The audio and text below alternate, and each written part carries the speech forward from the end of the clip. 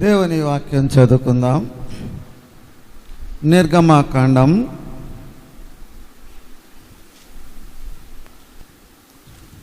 25వ అధ్యాయం. దైవ గ్రంథమైన బైబిల్లో నుండి నిర్గమాకాండము 25వ అధ్యాయము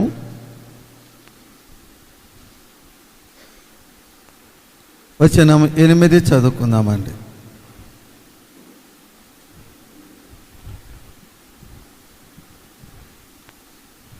నేను వారిలో నివసించున్నట్లు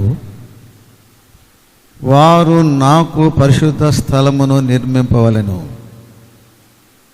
నేను నీకు కనపరచు విధముగా మందిరం యొక్క ఆ రూపమును దాని ఉపకరణములన్నిటి రూపమును నిర్మింపవలెను.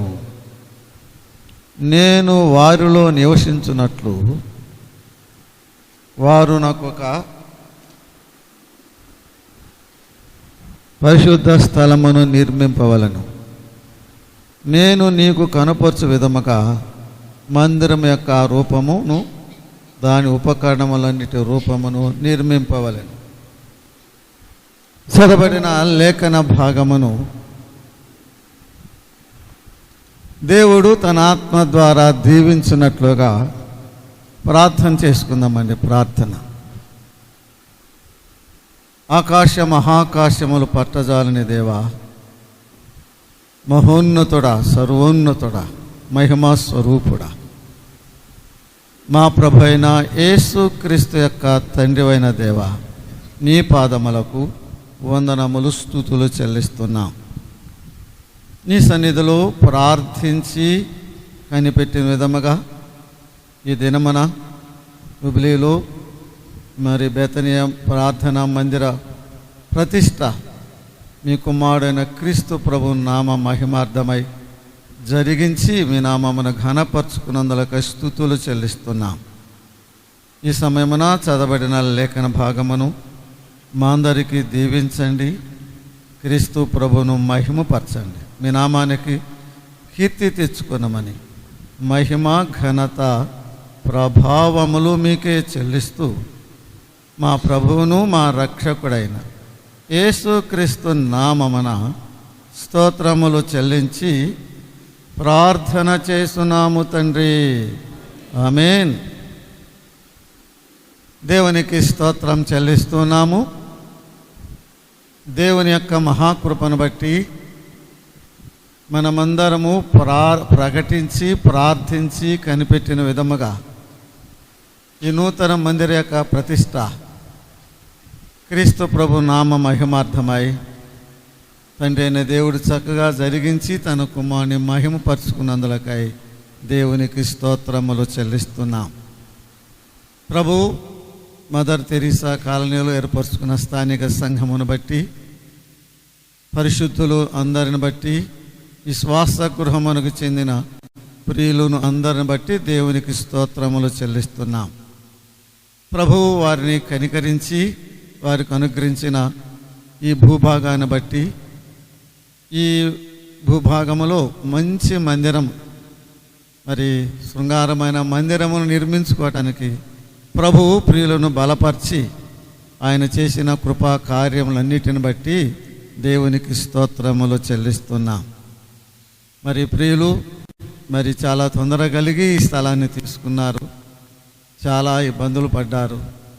ప్రభు వాటన్నిటినీ మించి కృప ప్రియులకు చూపించి వారి హృదయాలు ప్రేరేపించి వారి చేతుల కష్టాన్ని దీవించి చక్కని మందిరమును ప్రభు అనుగ్రహించినందులకు దేవునికి స్తుతులు చెల్లిస్తున్నాం. సంఘ ప్రియులు బహుగా ప్రయాసపడ్డారండి. వారి చేతుల కష్టముతో మందిరాన్ని నిర్మించుకున్నారు. మరి దాతృత్వంగా ధారాళంగా గుప్పులు విప్పారు. ఎవరికి రావలసిన జీతము బహుమానం ప్రభు వారికి ఇస్తాడు. అందుకు దేవునికి స్తుతులు చెల్లిస్తున్నాం.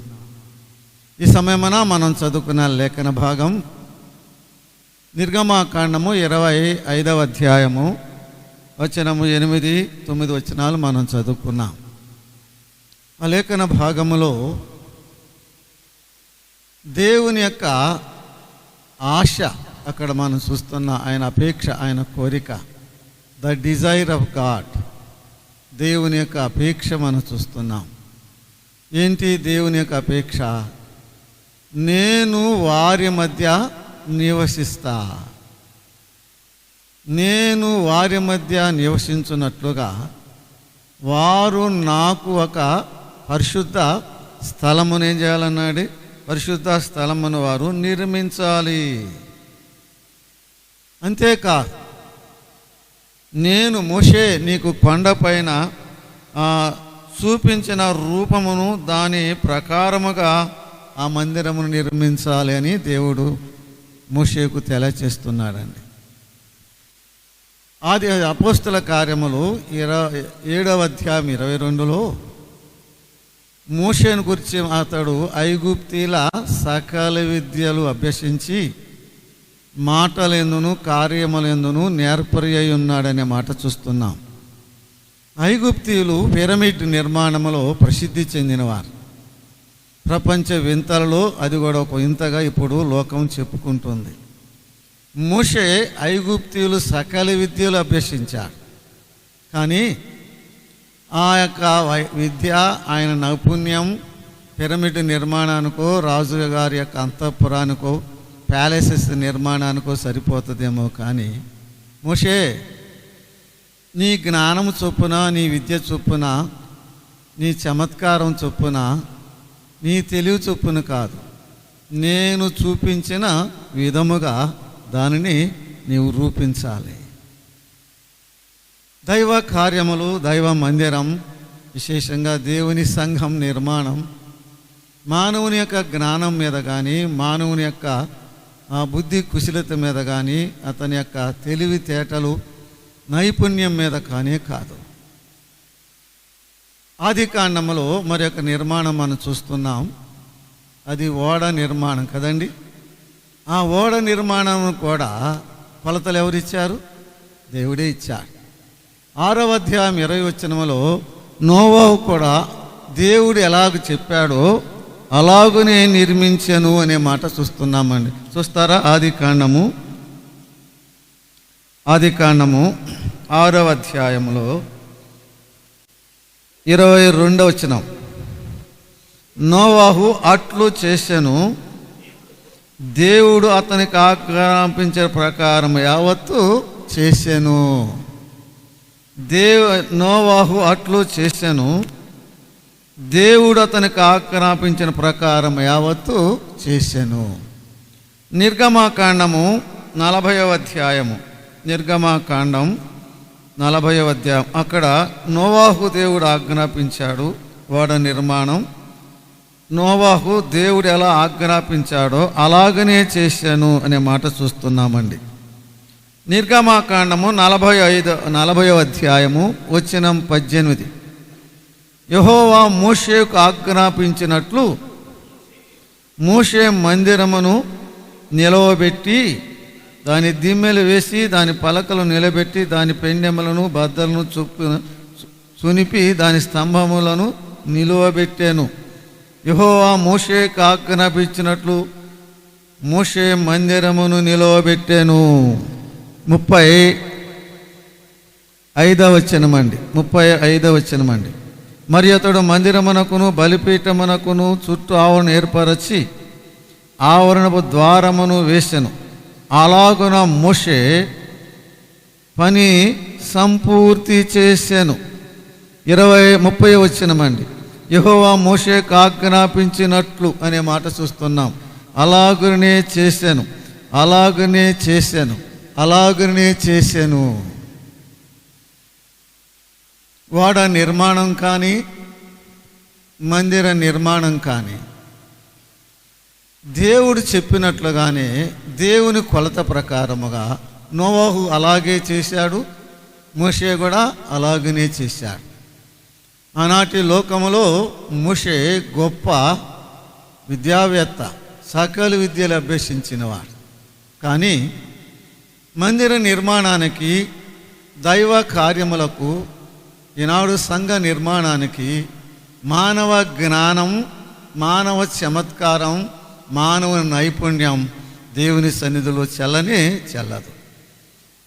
ప్రతి స్థానిక సంఘము సువార్త సేవ అనండి, సంఘ నిర్మాణం అనండి, సంఘ కార్యకలాపాలనండి, ఆరాధన అనండి, ప్రార్థన అనండి, వాక్య పరిచర్య అనండి, ప్రతి కూడిక కూడా దైవ నియమ ప్రకారముగా వాక్యానుసారముగా దేవుడు చెప్పినట్లుగానే మనం చేయాలి. చూడండి, అలాగ చేయటం ద్వారా చూడండి 40వ అధ్యాయం నిర్గమాకాండము 40వ అధ్యాయము 34వ వచనం. అప్పుడు మేఘము ప్రత్యక్షపు గుడారమును కమ్మక యెహోవా తేజస్సు మందిరమును నింపెను. అప్పుడు యెహోవా తేజస్సు మందిరమును నింపెను. ఎప్పుడు? అది ఎప్పుడు? అలాగనే చేసినప్పుడు. దేవుడు ఎలా చేయమన్నాడో అలాగనే చేసినప్పుడు అప్పుడు మందిరము దేవుని తేజవు మహిమతో నింపబడెను. దైవ కార్యాలు, సంఘ కార్యాలు అన్నీ దేవుడు చెప్పినట్లు చేస్తే ఈనాడు కూడా మనము మన సంఘాల్లో దేవుని మహిమను చూస్తామండి. ఈనాడు కూడా మన సంఘాలలో దేవుని మహిమను మనం చూస్తాం. నిర్గమాకాండం 25:8 నేను వారిలో నివసించున్నట్లుగా వారు నాకు ఒక పరిశుద్ధ మందిరమును నిర్మించాలి. దేవుని యొక్క ఆశ. ఆకాశ మహాకాశములు పట్టజాలినవాడు. యెషయా గ్రంథము 6లో అత్యున్నతమైన సింహాసనమందు ఆసీనుడైన వాడు, కెరాబులు దూతగణముల మధ్య నివాసం చేయువాడు, కెరూబుల మధ్య నివాసం చేయువాడు, మహామహుడు, మహోన్నతుడు. ఆయన ఆశ ఏంటండి? బట్టి మానవుల మధ్య నివసించాలి. నేను వారి మధ్య నివసిస్తా. పరలోకములో ఉన్నవాడు, మహాదివ్య మహిమలో ఉన్నవాడు, అత్యున్నతమైన సింహాసనమందు ఆసీనుడైనవాడు, దేవదూతల చేత నిరంతరము పరిశుద్ధుడు పరిశుద్ధుడు పరిశుద్ధుడని నిత్యము స్తుతింపబడుతున్న ఆ మహామహుడు మానవుల మధ్య నివసించడానికి ఆయన ఆశిస్తున్నాడు. It is his desire. దేవదూతల మధ్య ఉండటం కంటే మానవుని మధ్య ఉండుట ఆయనకెంత ఇష్టమో. నేను వారి మధ్య నివసించున్నట్లు. వారంటే ఎవరు? వారంటే ఎవరు? ఎప్పుడు చెప్పాడు? నేను వారి మధ్య నివసించున్నట్లుగా నాకు ఒక మందిరమును నిర్మించు, వారితో చెప్పు అన్నది ఎప్పుడు చెప్పాడంటే ఇశ్రాయేలు ఐగుప్తులో ఉన్నప్పుడు చెప్పలేదండి. ఇశ్రాయేలు ఐగుప్తులో దాసులుగా ఉన్నప్పుడు చెప్పలేదు. ఇశ్రాయేలులు గొర్రెపిల్ల రక్త ప్రోక్షణ చేత విమోచింపబడి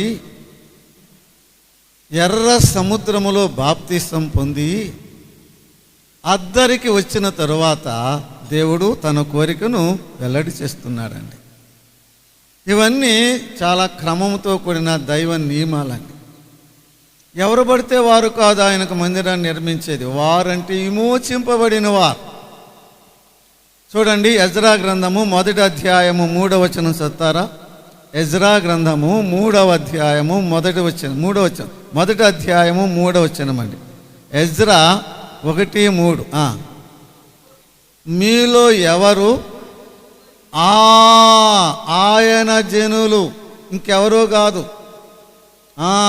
మీలో ఎవరు ఆయన జనులై ఉన్నారో వారు యూదా దేశమందున్న యెరూషలేమునకు బయలుదేరి యెరూషలేములోని దేవుని మందిరమును అనగా ఇశ్రాయేలు దేవుడైన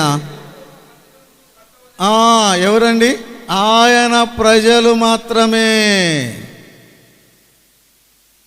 మీలో ఆయన ప్రజలు ఎవరో వారు వెళ్ళి యెరూషలేములో ఇశ్రాయేలు దేవుడైన యెహోవాకు మందిరమును కట్టండి. దేవుని మందిరమును కట్టేది ఎవరండి?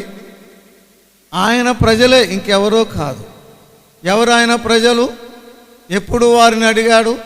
వారు విమోచింపబడిన తరువాత, వారు బాప్తిసం పొంది అద్దరికి వచ్చిన తరువాత, వారు ప్రత్యేకింపబడిన తరువాత, ఐగుప్తు నుంచి సమస్తం నుండి వారు వేరైన తరువాత దేవుడు తన కోరికను వారికి వెల్లడిపరిచారు. దేవునికి స్తోత్రం చెల్లిస్తున్నాము.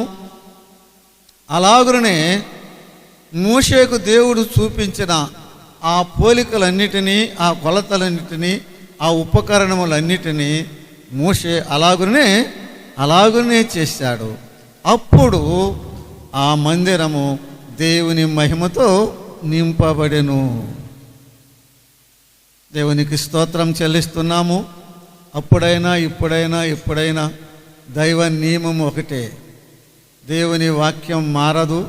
మన దేవుడు మార్పు లేనివాడు. ఆయన నియమాలు, ఆయన శాసనాలు, ఆయన వాక్యం మారదు. ఆయన చెప్పినట్లు చేస్తే మనము దేవుని మహిమను చూస్తాం. యోహాను సువార్త 2లో కూడా ఆ కొరత వచ్చినప్పుడు ఆయన మీతో చెప్పునది చేయుడి. మన ఇష్టం వచ్చిన ఆయన మీతో చెప్పునది చేయుడి. ఆయన చెప్పినట్లు చేశారు. క్రీస్తు ప్రభు తన మహిమను వెల్లడిపరిచారు. అనేకులు యేసు ప్రభునందు విశ్వాసం ఉంచారు. నోవాహు ఆయన చెప్పినట్లే చేశాడు. నోవాహు తన ఇంటి వారిని రక్షించుకోగలిగినాడు. ఓడ క్షేమంగా, సురక్షితంగా, భద్రంగా ఉన్నది. మోషే కూడా ఆయన చెప్పినట్లే చేశాడు. దేవుని మహిమ, దేవుని మందిరమును నింపినట్లుగా చూస్తున్నామండి. సొలొమోను కూడా ఆ కొలతలు అవన్నీ దేవుడు, ఆ మత్స్సులు అన్నీ, సొలొమోను కూడా మహాజ్ఞానే కదండి. సొలొమోనుకు ఇవ్వలేదు, దావీదుకి ఇచ్చాడు. దావీదు సొలొమోనుకు హ్యాండ్ ఓవర్ చేశాడు, అప్పగించి వెళ్ళాడు. అలాగనే చేశాడు. అక్కడ కూడా దేవుని మహిమ మందిరమును నింపినట్లుగా మనం చూస్తున్నాం. మనకు కొలమానం దేవుని వాక్యం. ఏ కార్యము చేసినా దేవుని వాక్యానుసారంగా చేద్దాం. క్రీస్తు ప్రభుకు మహిమ తీసుకొద్దాం. మన సంఘాలు మహిమతో నింపబడాలా? మన సంఘాలు ఉజ్జీవింపబడాలా? మన సంఘాలు విస్తరింపబడాలా? ఈ తరములో దేవుని మహిమను మరలా మనం చూడాలా. మన సంఘాల్లో ఆయన చెప్పినట్లే చేద్దాం. ప్రభువుకి మహిమ కలుగునుగాక. ప్రార్థన చేసుకుందామండి. మహిమా స్వరూపుడు అయిన మా తండ్రి, స్తుతి పాత్రుడా, నీ పాదములకు వందనములు, స్తోత్రములు చెల్లిస్తున్నాం. తరాలు మారినా, యుగాలు మారినా నీ వాక్యం మారదు. నీవు మార్పు లేనివాడు. మనుషులను బట్టి, కాలాలను బట్టి నువ్వు మారేవాడవు కాదు నాయన. నీ వాక్యం ఆకాశమందు స్థిరముగా ఉన్నది. నీకు స్తుతులు చెల్లిస్తున్నాం. ఆనాడు నోవహుతో ఆజ్ఞాపించావు, కొలతలిచ్చి అలాగనే నోవాడును సిద్ధం చేయమన్నావు. నోవహు అలాగనే వాడును నిర్మించాడు. తన ఇంటి వారిని రక్షించుకున్నాడు. అది రక్షణ వాడ. మోషేతో చెప్పావు, కొలతలిచ్చి కొండ మీదకి తీసుకువెళ్ళి రూపములు ఇచ్చి, కొలతలు ఇచ్చి, అన్నీ చూపించి అలాగనే చేయమన్నావు. మోషే అలాగనే చేశాడు. నోహు వాడలో రక్షించబడిన వారిని చూస్తున్నాం. అది రక్షణ వాడగా. మోషే కాలములో మందిరమును మేము చూస్తున్నాము నాయన. అది ఆరాధన స్థలం. రక్షించబడిన వారు తప్పక ఆరాధించాలి. అది పరిశుద్ధ స్థలం. నాకు ఒక పరిశుద్ధ స్థలమును నిర్మించమన్నావు. మహాగణుడా, మహోన్నతుడా, మహాకాశములు పట్టజాలినవాడా, మానవుల మధ్య నివసించుట నీకు ఇష్టమైందా తండ్రి? నీకు స్తుతులు చెల్లిస్తున్నాం. ఎక్కడైతే 2, 3 నా నామమును కూడుదురు వారి మధ్య ఉంటానని వాగ్దానం చేసిన క్రీస్తు ప్రభువా, నీ పిల్లలమైన మా మధ్య మీరు ఉన్నారని మిమ్మల్ని స్తుతిస్తున్నాం. నీ ఆజ్ఞ ప్రకారం నువ్వు చెప్పినట్లుగా నీ వాక్యానుసారంగా చేస్తే, జరిగిస్తే, జీవిస్తే నీ మహిమను వెల్లడి చేస్తావు. నీ మహిమను మేము చూస్తా ఉన్నాం. అవును ప్రభా, ఈ కాలంలో కూడా, అంత్య దినాల్లో కూడా నీ వాక్యానుసారముగా, నీ శాసనానుసారముగా, నీ చిత్తానుసారముగా, నీ యొక్క ప్రణాళిక సారముగా నువ్వు చెప్పినట్లు చేస్తే ఈనాడు కూడా మా సంఘాల్లో మా మధ్య నీ మహిమను వెల్లడిపరచుటకు నువ్వు ఇష్టపడుతున్నందులకు స్తుతులు చెల్లిస్తున్నాం. నీ సంఘ ప్రియులందరిని బట్టి మీకు స్తోత్రము నాయన. ప్రతి కుటుంబం బట్టి మీకు వందనములు, స్తుతులు చెల్లిస్తున్నాం. మందిరము స్థలము కొనుటలో మరి మీరు చేసిన సహాయంకై స్తోత్రం తండ్రి. మందిరము నిర్మించుకొనుటలో మీరు చేసిన సహాయంకై స్తుతులు చెల్లిస్తున్నాం. మందిర ప్రవేశములో మీరు చూపిన నీ కృపకై స్తుతులు చెల్లిస్తున్నాం. మాకు కాదు యెహోవా, మాకు కాదు, ఏ మనుషుని కాదు, సమస్తమైన మహిమ, ఘనత, ప్రభావములు మీకే చెల్లిస్తున్నాం. ఈ యొక్క పనిలో, ఈ ప్రయాసలో ప్రార్థన చేసిన వారు ఉన్నారు, ప్రయాసపడిన వారు ఉన్నారు, కన్నీరు కార్చిన వారు ఉన్నారు, చాకిరి చేసిన వారు ఉన్నారు, గుప్పిలి విప్పిన వారు ఉన్నారు, అనేక విధాలుగా సహకారులుగా ఉన్నవారు ఉన్నారు. ఎవరి దీవెన వారికి ఇస్తావు, ఎవరి బహుమానం వారికి ఇస్తావు. అందుకై మీకు స్తుతులు చెల్లిస్తున్నాం. నువ్వు నీతిగల న్యాయాధిపతివి, అందుకై మీకు స్తోత్రము నాయన. ప్రతి వానికి చెడుకు సిద్ధపరిచిన జీతము నా యొద్ద ఉన్నదన్నావు, అందుకై స్తుతులు చెల్లిస్తున్నాం. దేవా తండ్రి, ఈ స్థలములో జరుగు ప్రార్థన ఆకాశమందున నీవు ఆలకించు నాయన. ఈ స్థలములో జరుగు ఆరాధన నీవు అంగీకరించమని ప్రార్థన చేస్తున్నాం. ఈ స్థలములో జరుగు సువార్త సేవ నీవు విస్తరింపచేసి ఆశీర్వదించమని ప్రార్థన చేస్తూ అనేక ఆత్మలతో ఈ మందిరమును, నీ స్థలమును, నీ సంఘమును నింపి నీ మహిమను ఘనపరుచుకొనుమని, మహిమ, ఘనత, ప్రభావములు మీకే చెల్లిస్తూ మా ప్రభువును మా రక్షకుడును అయిన యేసుక్రీస్తు నామమున స్తోత్రములు చెల్లించి ప్రార్థన చేస్తున్నాము తండ్రి. ఆమేన్. అందరికీ వందనాలు.